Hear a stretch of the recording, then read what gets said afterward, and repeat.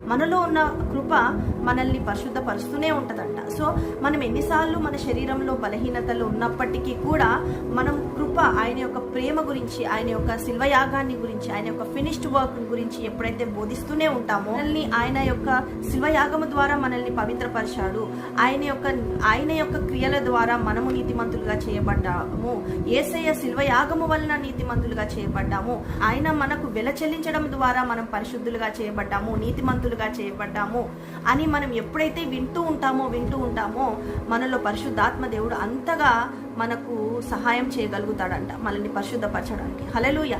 2011 నుంచి నేను కృపావాక్యము వినడం మొదలు పెట్టానండి.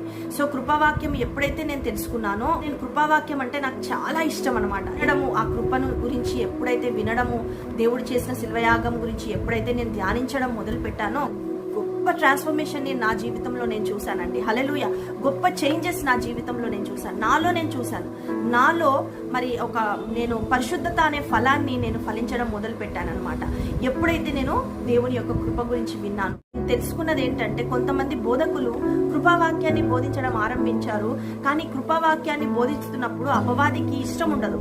మరి నువ్వు ధర్మశాస్త్రం ఎప్పుడైతే బోధిస్తావో అపవాది నిన్ను డిస్టర్బ్ చేయడు, కానీ ఎప్పుడైతే నువ్వు కృపావాక్యాన్ని బోధించడం మొదలు పెడతావా విశ్వాసము ద్వారా, మరి అపవాది ఏం చేస్తాడంటే నిన్ను అటాక్ చేయడం మొదలు పెడతాడు అనమాట. నీ సంఘాన్ని అటాక్ చేయడం మొదలు పెడతాడు, నిన్ను అటాక్ చేయడం మొదలు పెడతాడు. సో చాలా మంది కృపావాక్యము బోధించే వారి మీద, వారి యొక్క క్యారెక్టర్ మీద, వారి యొక్క ఇంటిగ్రిటీని అటాక్ చేయడం మొదలు పెడతాడు అనమాట. అబద్ధాలు వాడు చెప్పడం మొదలు పెడతారు. సో కృపావాక్యాన్ని బోధించుచుండగా మనుషులందరూ చూడండి, వీళ్ళు కృపావాక్యం బోధిస్తున్నారు, వీళ్ళు కాంప్రమైజ్ అవుతున్నారు, అంటే హోలీనెస్ లేదు వీళ్ళ సంఘాలలో, వీళ్ళు పాపం నాకు లైసెన్స్ ఇస్తున్నారు అని చాలా మంది అనుకునేసరికి వాళ్ళు, చాలా మంది బోధకులు మళ్ళీ ధర్మశాస్త్ర బోధలోకి వెనక్కి వెళ్ళిపోవడం నేను చూశానండి.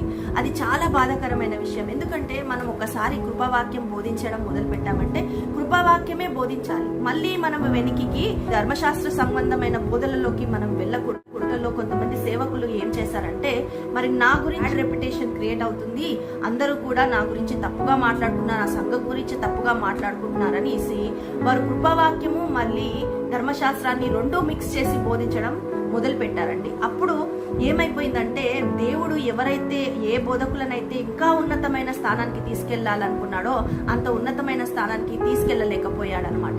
సో అందుకనే మనము ఏం చేయాలి అనంటే, విశ్వాసముతో మనుషులు పెడుతున్న నిందలకు, మనుషులు పెడుతున్న అవమానాలకు మనం భయపడి మళ్ళీ మనము కాంప్రమైజ్ అయిపోయి మనము మరి ధర్మశాస్త్ర సంబంధమైన బోధనలోకి వెళ్ళిపోకూడదు. కానీ దేవుడు చెప్తున్న ఆ నిజమైన సువార్త అంటే కృపా సువార్తనే మనం బోధించాలి. ఎందుకంటే ఎప్పుడైతే మనం కృపా సువార్తని ఎంతగా అయితే బోధిస్తామో అంతగా మరి మనుషులలో మరి పరిశుద్ధత అనేది కూడా అంతగా వస్తుందంట. హల్లెలూయా. వాళ్ళు పరిశుద్ధపరచబడతారంట. మరి సంఘ సభ్యులు కూడా కృపావాక్యము ద్వారానే వారి జీవితాలలో అద్భుతాలను, సూచక్రియలను, మరి వారి జీవితంలో గొప్ప ట్రాన్స్ఫర్మేషన్ కలగాలి, వారు గొప్పగా ఆశీర్వదింపబడాలి, వారి జీవితంలో పరిశుద్ధత అనే ఫలం ఫలించాలి అంటే మనము కృపావాక్యాన్ని మనము బోధించాలి అనమాట. వారి జీవితంలో పరిశుద్ధత అనే ఫలం ఫలించాలి అంటే విశ్వాసముతో కృపావాక్యాన్ని బోధించాలన్నమాట. సో చాలా మంది మనుషులు పెట్టే నిందలకు భయపడడము, మనుషులు వాళ్ళ గురించి ఏమనుకుంటున్నారు అని భయపడి వారు మనం ఏమనుకుంటున్నా, మన గురించి ఏం మాట్లాడుకుంటున్నా మనము సత్యాన్ని బోధించాలి. కృపావాక్యమే సత్యం కదండి. కృపావాక్యం మనం బోధిస్తున్నప్పుడు దేవుడు అనేక మంది హృదయాలలో మారు మనసు కలగజేసే అవకాశం ఉంటుంది. ఎప్పుడైతే మనము కృపావాక్యాన్ని బోధిస్తాము, అనేక మందిని యేసు వైపు నడిపించడానికి దేవుడు మనల్ని ఉపయోగించుకోగలడు ఎప్పుడైతే మనం కృపావాక్యాన్ని బోధిస్తాము. ఎందుకంటే ఎప్పుడైతే నువ్వు కృపావాక్యాన్ని బోధిస్తావో ఆ టైంలో మనము ధర్మశాస్త్రములో నుండి విడిపించి మనుషులను కృప కింద పెట్టినప్పుడు మన పని కాదండి వాళ్ళలో ట్రాన్స్ఫర్మేషన్ కలగజేసేది, కృపనే వారిలో గొప్ప ట్రాన్స్ఫర్మేషన్ కలగజేస్తుందంట. హల్లెలూయా. సో పరిశుద్ధాత్మునికి మనం అప్పగించాలి ప్రతి ఒక్క వ్యక్తిని. సో పరిశుద్ధాత్ముడే ఆ కార్యం చేస్తాడు. సో మనం ఎప్పుడైతే విశ్వాసంతో బోధిస్తామో అప్పుడు మనము కృపావాక్యాన్ని మనము ధైర్యంగా బోధించగలం, విశ్వాసముతో. మనుషులు మన గురించి ఏమనుకుంటున్నారు, మన సంఘాల గురించి ఏమనుకుంటున్నారు, మనుషులు రావడం బంద్ చేస్తారేమో, మనము ఈ మనుషుల దృష్టికి గనులుగా ఎంచబడడం కాదండి. దేవుడు మన గురించి ఏమనుకుంటున్నాడు. మన పరిశుద్ధత అనేది మనుషులకు మనం ప్రూవ్ చేసుకోలేమండి. హల్లెలూయా. మన మనుషులకు మనం ఎంత పరిశుద్ధులమో అని మనుషులకు మనం ప్రూవ్ చేసుకునే అవసరం లేదు. దేవునికి తెలిసి ఉంటే చాలండి మన పరిశుద్ధత గురించి. సో మనం ఎప్పుడు కూడా మనుషులు మన గురించి పరిశుద్ధులమా కాదా అని మనుషులకు మెప్పించే వారి వల్లే ఉండకూడదు. కానీ హృదయాంతరంగాలు తెలుసుకున్న దేవుడు మన పరిశుద్ధత గురించి ఆయనకు తెలుసు కాబట్టి ఆయన దృష్టికి మనం పరిశుద్ధంగా ఉంటే చాలండి. హల్లెలూయా.